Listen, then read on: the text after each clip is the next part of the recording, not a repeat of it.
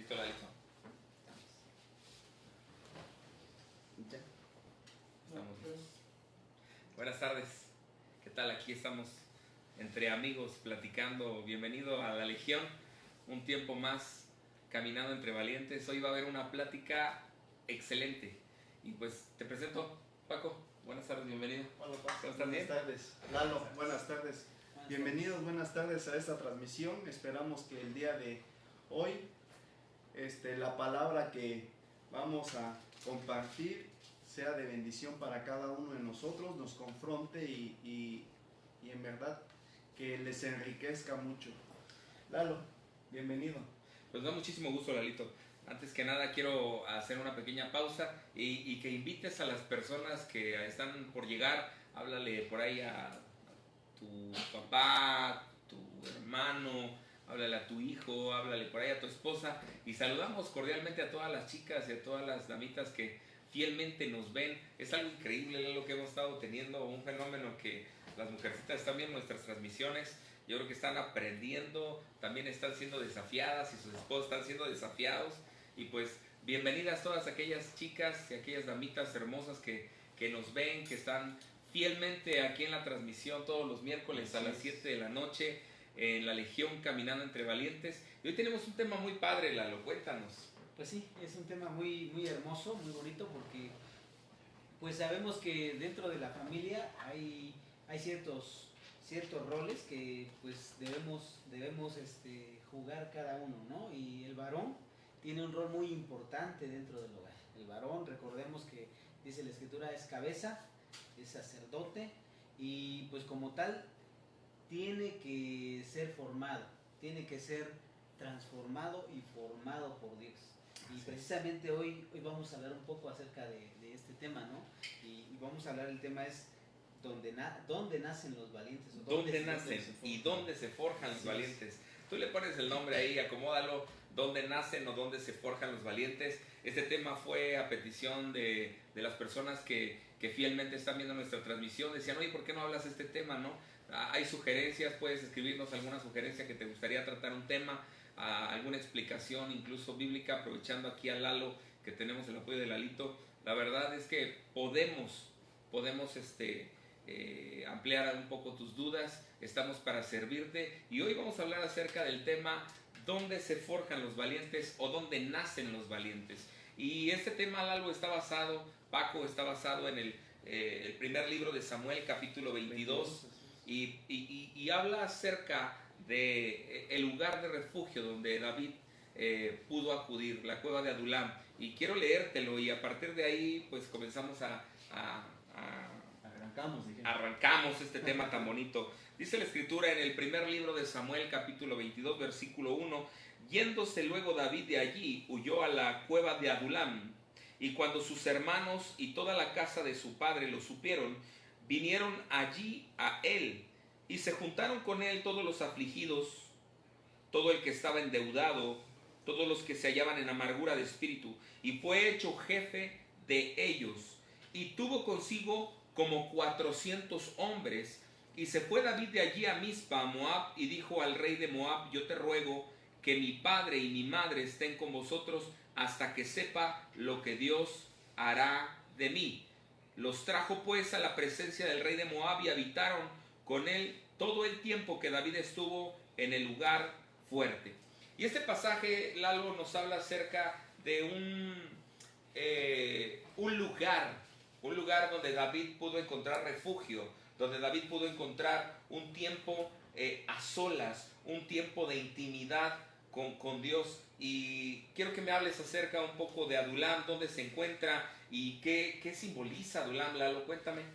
Bueno, Adulam en sí es una ciudad que está a las faldas de una cordillera. La otra vez ya mencionábamos que las cuevas que se formaron ahí o que se formaron en Adulam son de roca caliza, esas montañas. Entonces era relativamente fácil, ¿no?, que se formaran grutas, que se formaran cuevas, ¿no?, a través tal vez de labrarlas o por, vamos a decirlo así, por la misma naturaleza, ¿no? Entonces esta cueva de Adulam no era una tal vez nosotros cuando decimos cueva, pues pensamos en algo pequeño, ¿no? Una cueva de un colleto. Donde se mete uno, ¿no? Y es una gacheta. No, esta cueva era realmente, vamos a decirlo así, como una gruta, ¿no? Era algo grande, porque dice aquí que llegaron a estar, dice que cuando vinieron a él, primero vino la casa de su padre, su familia, ¿no? Vino sus papás, sus hermanos, y luego dice que llegaron otros más y llegaron a ser 400 hombres. Entonces imaginemos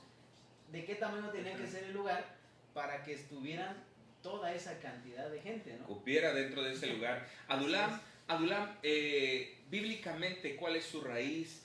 ¿Cuál es la simbología, Lalo, de la palabra Adulam? Bueno, Adulam quiere decir refugio. Es decir, esta cueva era un lugar de refugio, un lugar de reposo, un lugar donde podía él encontrar un poco de paz, un poco de tranquilidad. Y vamos a decirlo así, ¿no? Era un lugar donde él mismo dice, yo voy a regresar, cuando habla con el rey de Moab, le dice, yo voy a regresar a ti hasta que yo sepa lo que Dios quiere hacer conmigo. Es decir, en Adulam él estaba buscando el propósito de Dios en su vida. Muchas veces nosotros eso queremos en nuestra vida, encontrar el propósito de Dios, encontrarle sentido a nuestra vida, porque si bien es cierto, antes de conocer al Señor, muchas veces hemos perdido el sentido de la vida, no le encontramos la manera. Uno llega a tener el pensamiento ordinario de vivir por vivir y de llevarse la vida como Dios nos vaya pintando o como las circunstancias nos vaya llevando. Pero recordemos algo bien importante, Lalo y Paco, si tú recordarás el pasaje, en los pasajes anteriores, es donde Saúl andaba buscando a David. Saúl era su suegro. Saúl era su suegro. Saúl deseaba matar a David porque entró en Saúl un celo donde él no soportó la crítica de la gente. Cuando la gente llegaba y veía a David y veía a Saúl, comenzó la canción famosa, Saúl mató a sus miles y David a sus 10,000. Empezó una rivalidad, ¿no? Y una rivalidad tonta y un celo absurdo donde se vio rebasado Saúl. Saúl nunca supo el lugar que Dios le había dado. Saúl siempre comenzó a tener un corazón egoísta. David siempre estaba en la rivalidad, pero nunca supo obtener o reconocer el lugar tan emblemático que Dios le había dado. Recordemos que en este pasaje, cuando David huye a la cueva de Adulam, y quiero hacer una pequeña remembranza a todas las personas que están conectando y que están llegando ahí a sus dispositivos, a la pantalla. Estamos hablando de un tema bien bonito, dónde se forjan los valientes o dónde nacen los valientes. Estamos hablando acerca de la cueva de Adulam y narrábamos, Lalo, que en este pasaje y en este contexto de esta cita bíblica, David ya había sido ungido como rey. David ya era el yerno de Saúl.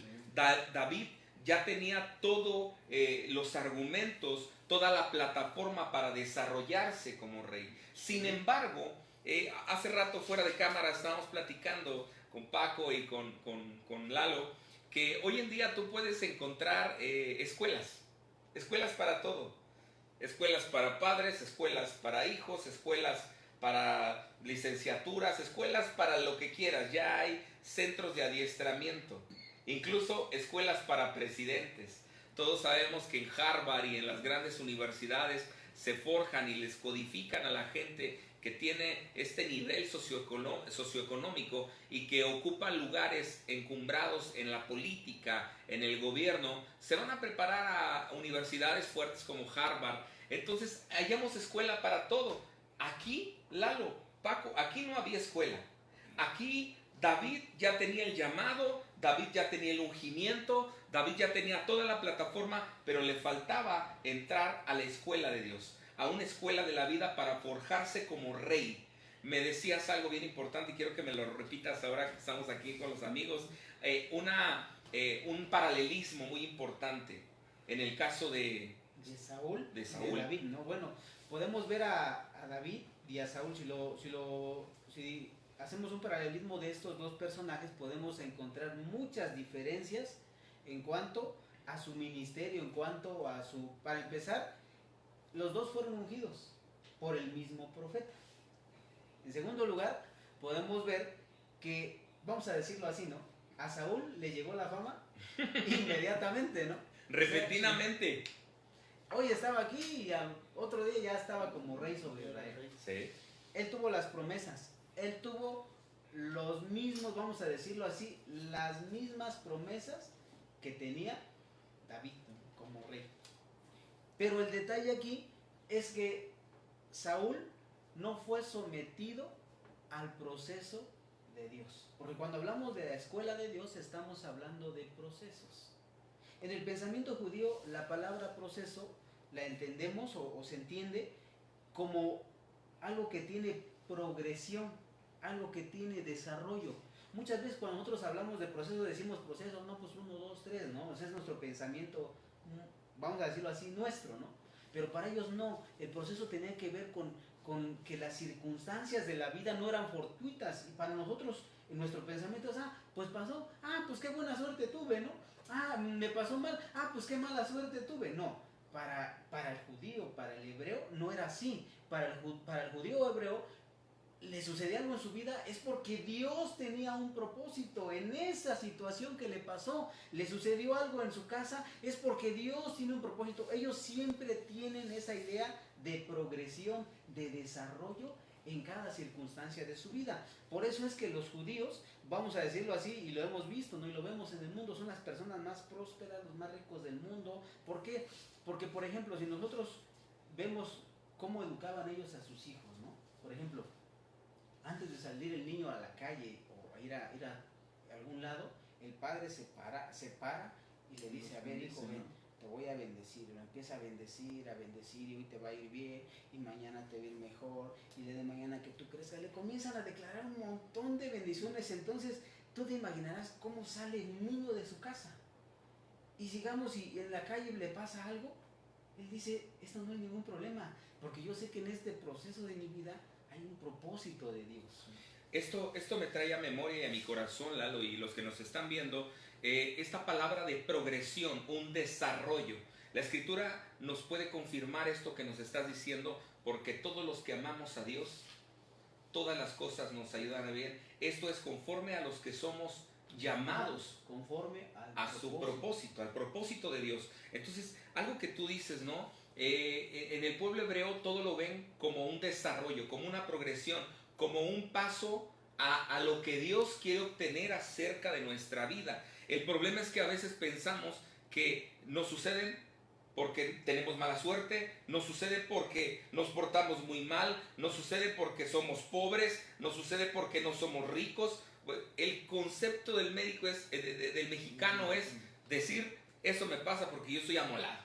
O sea, yo nací para pobre, yo nací para estar amolado, yo no nací para rico. Sí, yo nací para rico, ¿no? Como dijera el profeta, ¿no? Entonces, en el proceso, en la progresión que tú nos estás hablando, en el proceso donde David entra a la cueva de Adulam, entra en un desarrollo, en una progresión, donde David entiende que es necesario, le es necesario llegar a la cueva, pasar a la cueva. Y no solamente David lo entiende, porque lo que tú me acabas de decir ahorita es un lugar tan espacioso donde entran 400 hombres, es porque también ellos tuvieron un llamado y tuvieron una convicción de decir, yo necesito entrar en el proceso.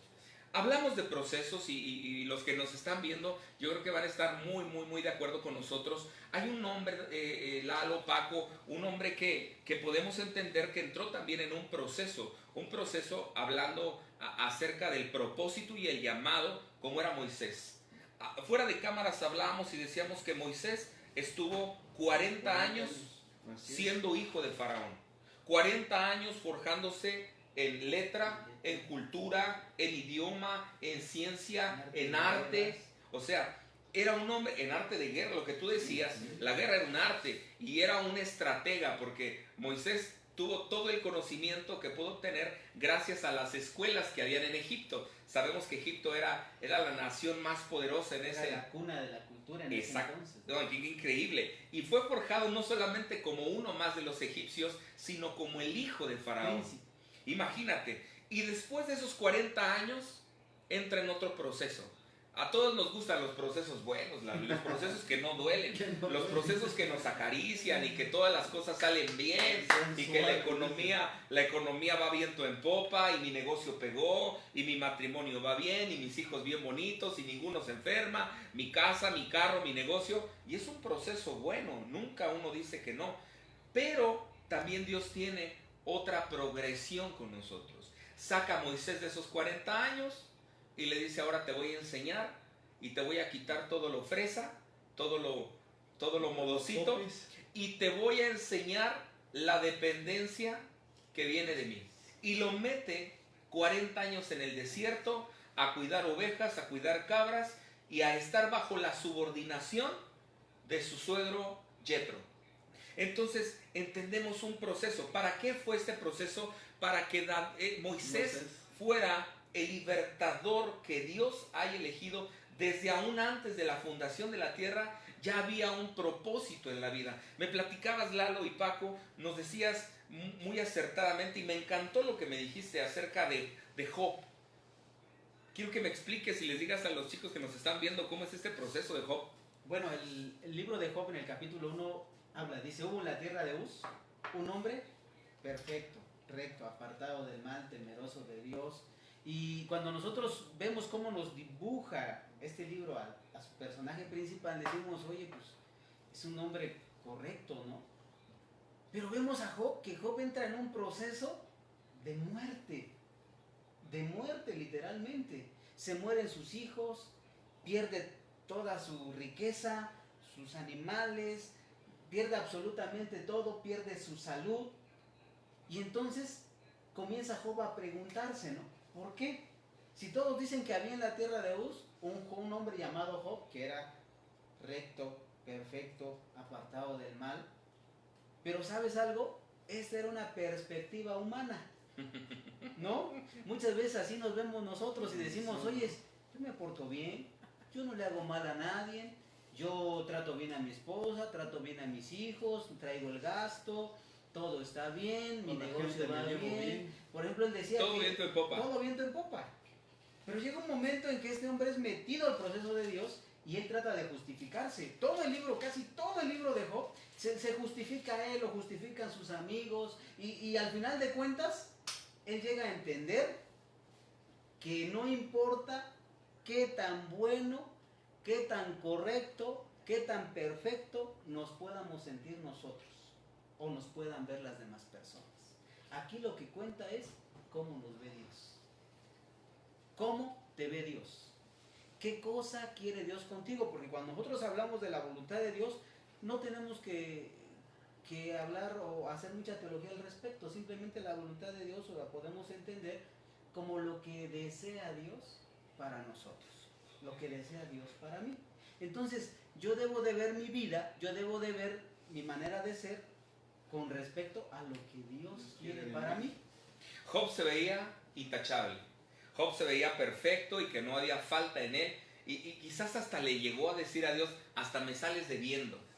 Creo que de todo lo que he hecho ofrezco sacrificio por mis hijos todas las mañanas. Soy un hombre generoso, tengo lana, estoy próspero. Y pensamos que todas las aptitudes, incluso que tus aptitudes y que tus talentos, o sea, ya la hiciste y que eso es el propósito de Dios, sin darte cuenta que Dios demanda otra cosa de ti. Entonces Dios llama a Job al proceso, a un proceso, decías, de muerte, a un proceso de muerte hasta matrimonial, porque llegó su esposa y le dice, ¿por qué no maldices a tu Dios y te mueres? Y lo niegas. Entonces, algo que tú me decías y que nos comentabas, bien padre, pero también bien fuerte, es que terminando el proceso, la progresión y el desarrollo que tuvo Job, termina diciendo en el capítulo 42, versículo 5 y 6, dice, en verdad, de oídas te había oído. Y dice, de oídas te había oído, mas ahora mis ojos te ven. Pero me llama la atención lo que sigue después del hecho. Lo que sigue en el 6 dice, por tanto, me aborrezco y me arrepiento en polvo y ceniza. Y entonces reconoce que no estaba caminando en el propósito que Dios quería o que Dios tenía para él. Y es algo bien importante, Lalo, que nosotros entendamos que si entramos a un proceso es porque Dios quiere forjar en nosotros un carácter, quiere sacar lo mejor de nosotros. Quiere, lo que dice Job ahí, cuando dice me aborrezco, él estaba muriendo a sí mismo. Aborrecer es tener en menos. Entonces Job estaba diciendo, yo estoy muriendo a mí mismo. Yo ya no quiero confiar más en mi justicia, ya no quiero confiar más en lo que dicen de mí. Yo quiero que tú Dios me conozcas a mí y que tú te formes en mí, porque él dice, ¿no? Mas ahora mis ojos te ven, o sea, yo quiero que tú cumplas tu propósito en mi vida, ¿no? Él está en llega a ese momento, ¿no? Yo creo que cada uno de nosotros que estamos en algún proceso tenemos que llegar a este punto donde tenemos que reconocer y soltar nuestra justicia, soltar nuestra comodidad, soltar todo aquello que nos impide que Dios cumpla su propósito en nuestra vida, ¿no? Y algo que me queda muy claro con lo que acabamos de leer y con lo que acabamos de ver, nadie está exento de un proceso. Nadie está exento, ni tampoco puedas decir, bueno, es que a mí me tocó porque a él no le tocó. Yo creo que cada uno de nosotros tiene un proceso, y si tú que me estás viendo y que nos estás escuchando ahorita estás viviendo un proceso, yo te quiero decir, alégrate. O sea, alégrate porque Dios te vio con agrado y algo bueno va a salir de todo esto. Y otra de las cosas que el proceso no es de la noche a la mañana, ¿no? Es un proceso, tiene un tiempo. El proceso lleva con muchos paso a paso. A lo mejor dices, ya me salvé, ¿no? Y tú lo crees, pero el Señor te está trabajando de otra forma. O como decía, ¿no? Soy perfecto en esta situación. Yo creo que ya la liberé. No, Dios está haciendo lo que Él quiere de ti. Y hay que dependamos de Él al 100%, no un 80%, ni un 99%, ¿no? Que no es nada fácil el depender plenamente de Dios. Lo que tú acabaste de decir ahorita, Lalo, es formar. Yo creo que Dios llamó a David para formar en él un carácter, hasta formar el corazón de Dios en él, ¿no? Terminan los años de David diciendo, porque David tenía el corazón conforme al de Dios. Sí, porque aún desde que lo llama, ¿no? Cuando el profeta habla y dice, ¿no? Yo me he escogido, que se ha escogido a un hombre conforme a su corazón. Realmente ya era David conforme al corazón. No. Pero ese era el deseo de Dios para con David. Por eso hablamos de que en realidad los procesos en nuestra vida son para que Dios cumpla su deseo en nosotros. Qué hermoso, ¿no? Padrísimo. O sea, tú que me estás viendo, te quiero decir, de verdad, si estás viviendo un proceso y si estás metido ahorita en una cueva, en un lugar de refugio y no sabes ni por qué entraste, yo creo que vas a hallar la respuesta a lo que Dios está hablando y lo que Dios está tratando para tu vida. Lalo, nos decías algo, ¿quiénes entraron en el proceso? ¿Quiénes entraron en la cueva? Porque es algo muy importante y que tenemos que señalar. ¿Quiénes fueron los que llegaron a acompañar a David a la cueva de Adulam, que es el lugar de refugio? ¿Quiénes entraron con él al proceso? Bueno, en primer lugar, entró su familia, su casa. Vinieron sus padres, vinieron sus hermanos, vino su familia. Qué importante es que en los procesos o en el proceso que estemos viviendo esté nuestra familia. Porque a veces nos aislamos, tenemos problemas, tenemos situaciones que tal vez no podemos controlar, que tal vez no podemos lidiar con ellas y nos aislamos, nos separamos. Te pregunta la esposa, ¿qué tienes? ¿Por qué estás así? No, nada, ¿no? ¿Qué te pasa? No, nada. O tú como hijo, ¿no? Si eres un joven adulto, te dice, ¿qué tienes, hijo? No, todo está bien, todo va bien. O la esposa no sabe qué hacer, no se acerca al esposo. Nos aislamos. Pero aquí dice que cuando David entró a este proceso, su familia vino a él, estuvieron con él. Es importante involucrar a nuestra casa, a nuestra familia, para que este proceso pues beneficie a todos, porque todos vamos a ser bendecidos, ¿no? Aquí hay dos puntos de vista importantes que les quiero compartir y comentar. Uno, es cómo David anhelaba que la familia entrara al proceso con él. Porque cuando uno está pasando una circunstancia de muerte, uno lo que menos quiere es quedarse solo. Sí. O sea, lo que uno menos quiere es que lleguen y te apuntalen y te aticen y te señalen y digan, pero por tu culpa, pero te lo mereces, pero tú por tus procederes. Sino uno lo que anhela es que la familia se involucre. La obra se llama, ¿no? La palabra es esa, nos abrace. No nos sintamos solos, ni tampoco venga como la mujer de Dios, de Job, y llegue y te diga, ¿por qué no maldices a Dios y muérete, no? Te lo mereces, ¿no? todavía que te aparece toda la enfermedad, te aparece todo, la catástrofe económica. Tú lo buscaste, ¿no? Sí. Tú lo buscaste y ahora es lo que tienes. Uno no anhela que la familia se voltee en contra tuya y te esté juzgando, sino la visión. Yo quiero ponerme en los pies y en los zapatos de David. Cuando uno entra a la cueva, uno anhelaría decir, ¿cómo no está mi familia conmigo? No está mi papá, mi mamá, mis hermanos. ¿Cómo anhelaría que ellos estuvieran cerca de mí? Y la otra es, ¿cómo debe reaccionar la familia ante un proceso cuando alguien entra? Te voy a platicar algo. Hace exactamente un año que Ángel salió del hospital, mi cuñado Ángel, él entró en un proceso de muerte. Pero aquí sucedió un fenómeno muy hermoso, que la familia se vio involucrada porque todos entramos al proceso de él y lo que hicimos fue abrazarlo y comenzamos a tener lazos de unidad, lazos de amor, a vincularnos, porque en un proceso no solamente entra o cambia el que entra al proceso, sino los que le siguen y la familia. Pero esto también es un llamado y un propósito de Dios, Lalo, porque yo creo que la familia está más unida que nunca. Cuando yo entré en el proceso del infarto, toda la familia se unió. Cuando Dios mete al proceso ángel de muerte, toda la familia se une. Yo te doy un consejo, si tú estás viendo que alguien en tu familia entró en un proceso y entró en una situación de muerte, abrázalo.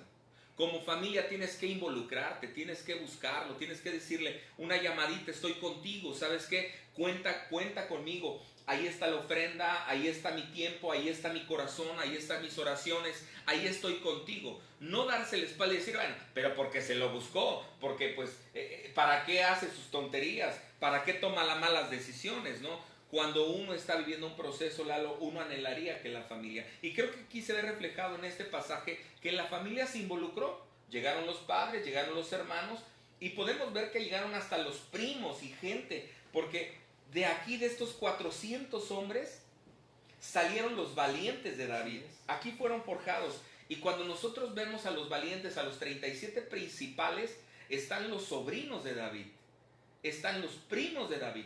Hay gente cercana, familia de David que fue forjada. Entonces el proceso no solamente es para el que entra, sino para toda la familia. Y otra de las cosas, ¿no?, que comentas, hay veces en los procesos esperamos nada más hasta que llegue la muerte cuando nos acercamos, ¿no? Qué triste. Como familia nos acercamos y decían, ching, estamos contigo. Pero si te necesitaba yo antes y no lo hiciste, ¿no? Y qué terrible es eso, Sí. Paco, porque uno, de verdad, uno anhela. El Señor Jesús mismo hace la referencia, Lalo, y no me dejarás mentir, Paco, cuando el Señor Jesús le dice, estuve desnudo y no te acercaste, y estuve en la cárcel y no me visitaste, estuve enfermo y no veniste a verme al borde de mi cama, ¿no?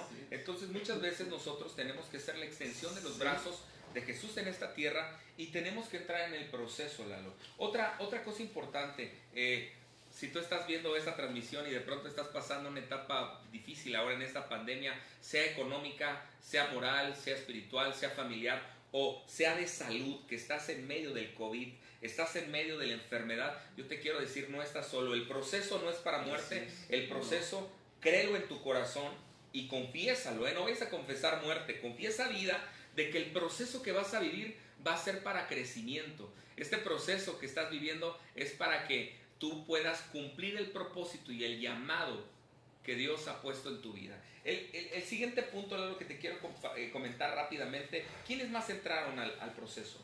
Bueno, aquí dice la escritura que entraron los que eran afligidos, angustiados o, vamos a decirlo así, oprimidos. ¿Por qué razón menciona a este tipo de personas? Bueno, la aflicción, la angustia, vamos a decirlo así, viene por causas externas, no por factores externos, ¿no? Muchas veces cuando nosotros nos vemos afligidos, nos vemos angustiados, nos vemos presionados, a veces por la misma sociedad, ¿no? Tú quieres cambiar, tú quieres ser diferente, en tu trabajo llegas, no has conocido a Jesús, tratas de vivir una vida agradable a Dios, pero llegan tus amigos y ¿qué empieza? La presión. ¿Qué? ¿Cuándo?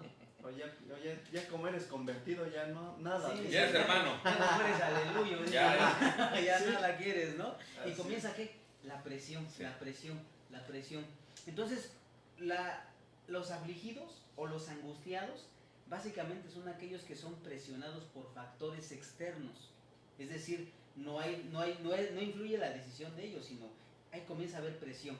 Recordemos que este mundo está bajo el control del enemigo, del maligno. Entonces, cuando alguien quiere comenzar a mostrar a Jesús, comenzar a caminar agradando a Dios, siempre va a haber factores externos que van a comenzar a hacer presión sobre nuestra vida, sobre la vida de esa persona, para que esta persona vaya y caiga.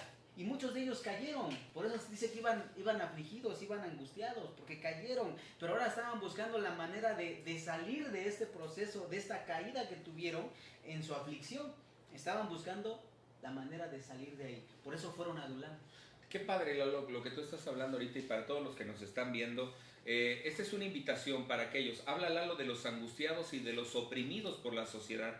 Aquí te quiero decir que cabes tú que te estás metiendo droga, tú que te estás metiendo cristal, tú que eres un alcohólico empedernido, tú que eres un adúltero que no puedes dejar ni la pornografía, ni la masturbación, ni hábitos ocultos, ni el tabaquismo, eres iracundo y tienes presiones externas. Eso me encanta lo que estamos comentando ahorita, presiones externas que lo que hacen es que entres en angustia, que estés oprimido. Te motiven para que hagas lo que no debes de hacer. Y la verdad es que cuando tú das un paso y te comprometes, pero caes, te sientes un miserable.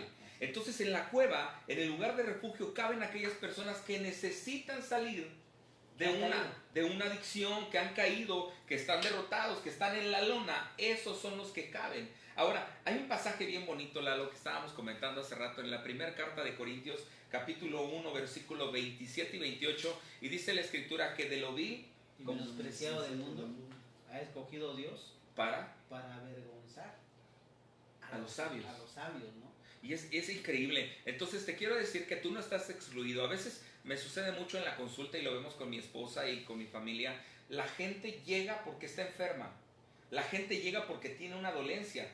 Y yo creo que es el mismo pensamiento que tienes que tener tú. Te tienes que acercar a Dios, te tienes que acercar y meter en la cueva, en el lugar de refugio, porque tienes una necesidad. No vienen, dice la Escritura que Jesucristo no vino por los sanos, vino por los enfermos. Por las ovejas perdidas. Imagínate. Entonces ellos son los que caben aquí, Lalo. Los oprimidos. ¿Quiénes más? También otro punto antes de que continúes, Lalo. Con lo que para cerrar este punto, si tú que nos estás viendo y te sientes en esta situación, pues mándanos un mensaje, estamos para servirte. Yo creo que esto es para que nosotros entre amigos nos podamos cobijarnos, podamos darte una palabra, orientarnos, ¿no? Y en verdad te invito a que nos mandes un mensaje y con gusto lo vamos a atender. Claro que sí. Así es. ¿Quiénes más caben, Lalo? Dice ahí que entraron también los endeudados. Es decir, aquellos que... Madre mío, yo creo que vamos a tener cola en la cueva, Lalo. Ahora en estos tiempos. Va a faltar espacio. Una cuevota necesitamos. Tanto que tienen deudas.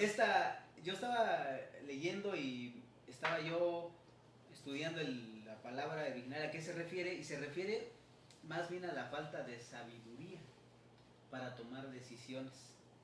Muchas veces nosotros no somos sabios al decidir, y esa falta de sabiduría provoca que cometamos muchos errores en nuestra vida, no solamente en el área financiera, sino en todas las áreas de nuestra vida. Cuando no tenemos sabiduría, no sabemos decidir o decidimos mal, y entonces esa falta de sabiduría provoca muchos dolores de cabeza, mucho quebrantamiento, ¿no? En nuestra vida, en nuestra casa, en nuestra familia.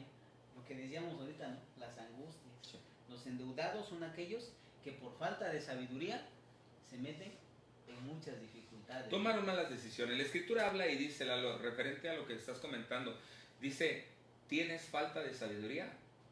Pídela. Pídesela a Dios, el que la da abundantemente y sin reproche. O sea, si tú estás falto de sabiduría y has tomado malas decisiones y estás ahorita como uno de ellos endeudado hasta el cuello y estás con los pagos y ya le debes a fulano, ya le debes a sutano y tal empresa ya está por cobrarte y estás metido en líos bancarios, yo creo que tú tienes que refugiarte en el lugar fuerte, en el lugar seguro que es Adulam, en la cueva, y meterte un ratito y pedirle a Dios sabiduría para poder tomar buenas decisiones. Eso es correcto. ¿Quién más estaba dentro de la cueva, Lalo? Y los amargados de espíritu. Ay, mamacita linda. Se oye muy feo, ¿verdad? Los amargados. En realidad, estos últimos son más bien el resultado de los dos primeros, de los afligidos y de los endeudados. ¿Por qué? Porque esta amargura es el resultado de la aflicción y de no tomar buenas decisiones. Es decir, estos amargados son los que ya están insatisfechos con la vida que llevan. ¿Cuántas veces nosotros ya nos hemos dado por vencidos? No, ya no puedo más. Ya no sé qué hacer, ya fracasé en esto, Por más que le ya busco y le fracasé en busco. lo otro, ya intenté esto, como dice Paco, y no pude, ya estoy derrotado, Insatisfechos. insatisfecho con la vida, ya no sé qué hacer. Muchos piensan en el suicidio, muchos piensan en dejar a la esposa, a los hijos, desaparecer, ¿no? Yo creo que a muchos de nosotros hemos tenido ese pensamiento. En mi vida hubo alguna vez ese pensamiento. Yo quiero desaparecerme, no me importa mi mujer, no me importa mis hijos, no me importa nada. Yo quiero desaparecerme. Sí, ¿cuántos de nosotros no anhelamos de pronto irnos al norte, no irnos a Estados Unidos y cambiar nuestra forma de vida? Y sí, la verdad, y que donde nadie nos conozca y donde no le debamos a nadie, huir de nuestras deudas porque estamos en amargura de espíritu, estamos endeudados, estamos afligidos. Pero hay un pasaje bien padre, Lalo, que esto viene a mi corazón y yo creo que es parte de una enseñanza que en algún momento vamos a dar. La Escritura habla, no dejando que brote una raíz de amargura en el corazón y venga y contamine el cuerpo. Muchas de las enfermedades que hoy se están dando, incluso el COVID, se ensaña más y yo creo que causa más daño al grado de la muerte en personas que están viviendo en amargura, en personas que están viviendo en un desaliento, que dejaron que brotara una raíz y contaminó todo tu cuerpo. Te bajan las defensas, el paciente se vuelve diabético, el paciente se vuelve hipertenso, el paciente le aparece cáncer, enfermedades autoinmunes, y entonces nos damos cuenta que estas personas necesitan urgentemente ayuda. Tú que me estás escuchando, varón, tú que de pronto estás cumpliendo con estas características, aquí es el lugar donde se forjan los valientes. Ahora hablamos acerca de la cueva, Lalo. Hace rato estábamos comentando con Paco y decíamos, donde la cueva es un lugar de transición. O sea, es un lugar que necesitas. Permanencia, exactamente. Dios no te quiere ver todo el tiempo metido en esa cueva. Hay un hombre, y en el pasaje en el libro de Reyes, donde nos habla, Elías llegó a una cueva y el Señor le dice, Elías, ¿qué haces aquí? O sea, sí estoy contigo, ¿qué haces aquí? Estoy en la cueva contigo, pero no es el lugar donde yo escogí para que permanezcas. No es el lugar donde yo diseñé para que tú cumplas el propósito. Es un lugar donde voy a forjar tu carácter, pero tienes que salir de la cueva. La cueva no es un lugar de permanencia. Hay mucha gente que está metida todavía en la cueva y no encuentra el propósito. Sí, es que, por ejemplo, si mencionamos un poco, o andamos un poquito más en el caso de Elías, cuando Dios le habla, ¿no? En la manifestación que tiene, porque tiene una manifestación sobrenatural en la cueva, ¿no? Sí. Un silbo apacible, un terremoto, fuego. Y Dios le dice, ¿no? Levántate y sal de aquí y ve. Y dice que caminó 40 días hasta Horeb, el monte de Dios. ¿Y qué representa el monte de Dios? Pues el monte de Dios no representa otra cosa sino la presencia de Dios. Es decir, la cueva no es, como decimos, no es el lugar de permanencia. El lugar de permanencia es la presencia de Dios, la intimidad, ¿no? Con Dios. Por eso le dice que tenía que ir a Horeb, tenía que llegar a la presencia de Dios. Cuando encontramos la cueva, sabemos que Jesús es por demás el maestro de la cueva. Y creo que la cueva representa resurrección. Entra un muerto y sale a vida la resurrección, por medio de la resurrección. La gente se equivocó cuando metió a Jesús en una cueva, porque no sabía que es donde suceden los milagros. No sabía que la cueva es donde Dios llama de muerte a vida. Y entonces todo lo que entra en una cueva Vive. Tiene que resucitar. Por tiene eso que cobrar vida. Pablo menciona, ¿no? Que para que el grano de trigo trigo dé fruto, tiene que es necesario que caiga a tierra y muera. De lo contrario, queda solo. Necesitamos pasar un proceso de muerte, necesitamos entrar en la cueva. Cuando tú reconoces la cueva y reconoces que solo Jesucristo es el camino, la verdad y la vida, y te metes a ese lugar, Dios te va a traer a vida. Y para ti que me estás escuchando y que es la primera vez que escuchas una plática como esta, yo te quiero hacer una invitación. Hoy el Señor Jesús te está llamando y te dice, ven, métete a la cueva. A esa cueva donde algún día Él fue enterrado y al tercer día resucitó. Yo sé que el proceso es un proceso de muerte, es un proceso donde Dios va a tratar contigo, te va a quitar lo angustiado, te va a quitar lo endeudado, te va a quitar lo afligido y te va a quitar la amargura de corazón. Es un proceso de muerte, pero hoy yo te hago una invitación. Cada uno de los que estamos caminando hoy con Cristo Jesús, entramos en la cueva, decidimos entrar y tomar esa promesa y decirle, Señor Jesús, yo quiero que tú seas mi Señor, que tú me traigas de muerte a vida. Yo sé que estás pasando un proceso de muerte y hoy es un buen momento para que tú entres en la cueva, en el lugar de refugio, pero sé que ese tiempo que tú estés ahí te va a forjar para traerte a vida. Si tú me estás viendo ahí, yo quiero que, Lalo, nos podrías acompañar y nos podrías llevar a una oración en donde podemos reconocer a Jesucristo como Señor y Salvador. Así es. Pues vamos a hacer una oración. Yo quiero invitarte y decirte que este tiempo que estás viviendo, esta situación que estás viviendo, este proceso, este problema, esta enfermedad, esta situación económica que vives, no es para que seas derrotado, es para que tengas una victoria. No lo puedes entender, yo no lo puedo entender muchas veces, pero Dios sí sabe por dónde te lleva. Dios sabe por qué camino vas a caminar, Dios sabe qué cosa vas a pasar, pero ¿sabes algo? Dios también sabe la victoria que Él te va a dar. Así es. Y en este proceso hay victoria, en este proceso hay vida, en este proceso hay salud, en este proceso al final de todo está la bendición de Dios, está la voluntad de Dios. Así es de que te quiero invitar a que ores conmigo, que cierres tus ojos y que le entregues tu vida a Jesús, que le entregues el control a Jesús. Cierra tus ojos un momento. Señor Jesucristo, en esta tarde, yo me acerco a tu presencia. Vengo a ti, Señor. Vengo a ti, Señor. Ya no soporto. Ya no soporto. Ya no puedo cargar. Ya no puedo cargar. Este proceso es duro. Es difícil. Es de muerte. Me he sentido morir. He querido huir. Pero hoy quiero darte el control. De mi vida. De mi casa. De mi familia. De mi economía. Toma el control. De mi ser. En este momento te pido perdón. Porque muchas veces he tratado. He querido gobernarme solo. Pero hoy me humillo. Me someto a tu voluntad. Perdona mis pecados. Lava mis culpas. En el nombre de Jesús. Te pido, Señor, que seas el Señor de mi vida. Te lo pido en el nombre de Jesús. Amén. Qué hermoso. Y la verdad es que si tú me estás viendo, tú que hiciste esta oración, el Señor es un caballero y Él entra en el lugar donde lo invitaron. No entra por la fuerza, entra de una manera soberana. Y tú que me estás viendo que estás pasando un proceso, recuerda que es necesario que entres en este tiempo y reconozcas que Dios tiene un plan, que tiene un progreso, que tiene un propósito para tu vida. No lo pierdas. El tiempo de permanecer en la cueva lo determinas tú con tu actitud. No te salgas antes, porque lo que sale antes está crudo y lo que está crudo nos hace daño. Entonces necesitas madurar en este proceso y esperar que Dios cumpla cabalmente el llamado en tu vida. Pues nos da muchísimo gusto. Gracias, Lalo, por estar en este tiempo tan padre, en este tiempo de enseñanza. Gracias, Paco, porque estamos cada semana. Recuerda que cada semana estamos aquí en la Legión, caminando entre valientes. Vamos a tener temas hermosos, desafiantes. Te pido que estés conectado todos los miércoles a las 7 de la tarde. Recuerda que tienes una cita aquí en Entre Amigos, porque aquí en Entre Amigos Dios te va a bendecir.